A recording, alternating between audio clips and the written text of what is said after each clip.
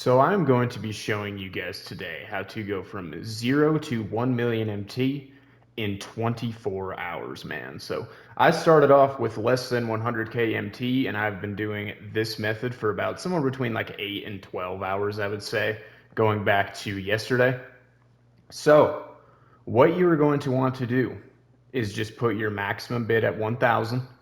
And when you are doing this, you are going to want to ignore any cards that are amethyst and above, because amethyst and above are very, very sought after right now. And the chances of you getting outbid on them are very high because there is obviously, less of them on the market as well. So you are going to want to be focusing on gold through ruby players. So put your max bid at 1,000. There's a bunch up for 1,000 there. Just ignore those. But these ones that are at 500, man, bid about like 750 on them because every single card in the game, the cheapest cards are around like 1,200 MT. So sometimes it goes even up to like 1,300, and you will be able to sell them from like 1150 to about 1250, just depending on the time of day. So if you do score some cards for 700 or even 500, for each card you're profiting about 500 MT, man.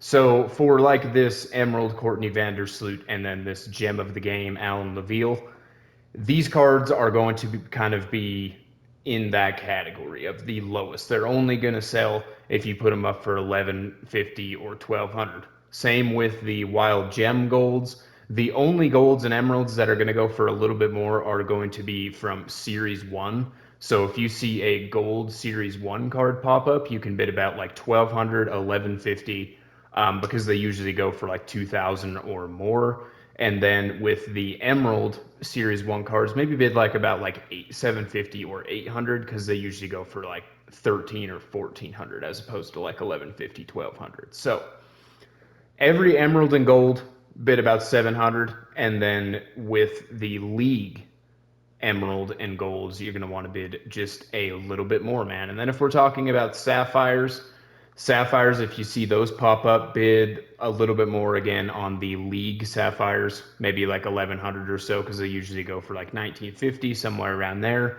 And then Wild Gem Sapphires, maybe bid like 750 or 800, because they will go for anywhere around like 1500 MT.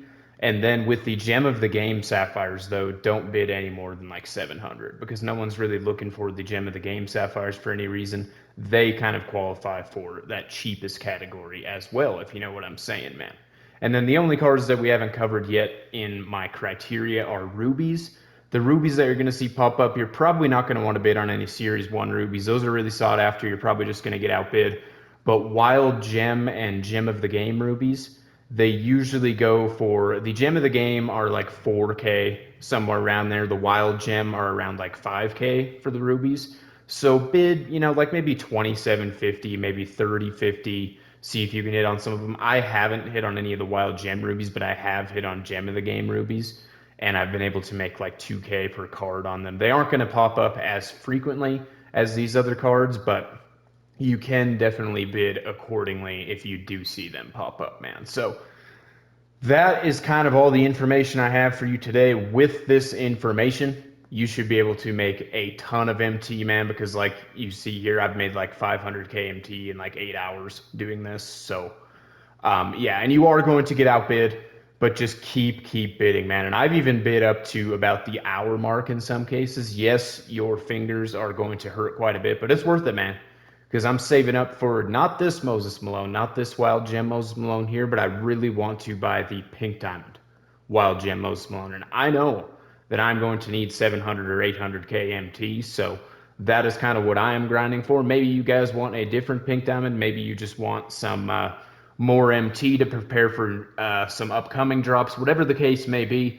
But this is the best MT method that I know of. And if you guys go ahead and, bid up to about like the hour mark or so with these criterias that I've given you, and then, you're just kind of waiting there, you got stuff pending or whatever, go ahead and go play some breakout while you're waiting, man. That's also what I've been doing because I'm trying to get to 250 clutch time wins, which clutch time games, man, can we just talk about it? Clutch time games are so rough compared to triple threat. You can get through triple threat in under 60 seconds, but the clutch time games are just rough when you're used to playing triple threat. But anyway, man, that is kind of what we are looking at with that. Let's look at the pink diamond wild gem market just because I am curious. This is if you guys wanted to tune off the video now, I wouldn't blame you because we kind of have covered what I said I was going to cover. Have we got any new ones popping up? Now, the unfortunate thing with these pink diamond wild gems is people are putting them up for 24 hours, which I'm not really trying to wait that long.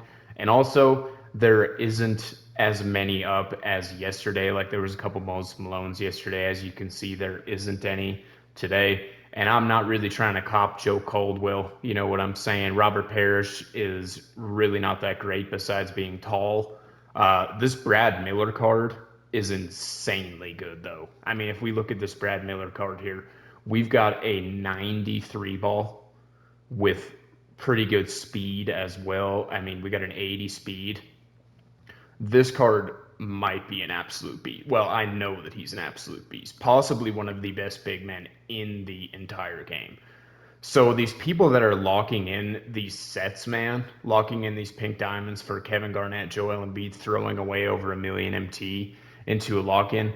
Like Brad Miller is 90% of what Joel Embiid is, and I would argue he's even better than Kevin Garnett. So please, this is kind of just a PSA at the end of the video. Please do not be locking in for those cards, man.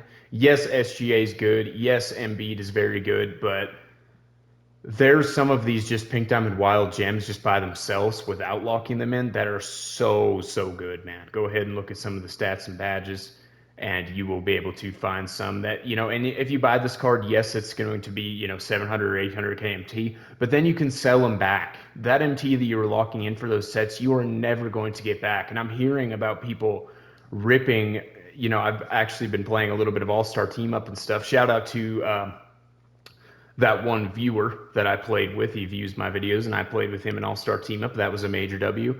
But anyway, we were talking about he knows someone who spent like $800 locking in for Kevin Garnett, and $800 already on packs is horrible. But then locking in the MT that you're getting from him, like, dude, like, it's just I needed to give a little bit of a public service announcement about that. But anyway, that is going to be it for the video. I hope that you guys enjoyed. Please make sure to subscribe to the channel if you're new. We're almost 800 subscribers.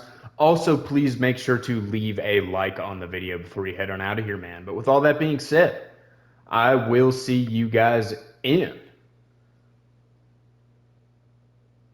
the next video.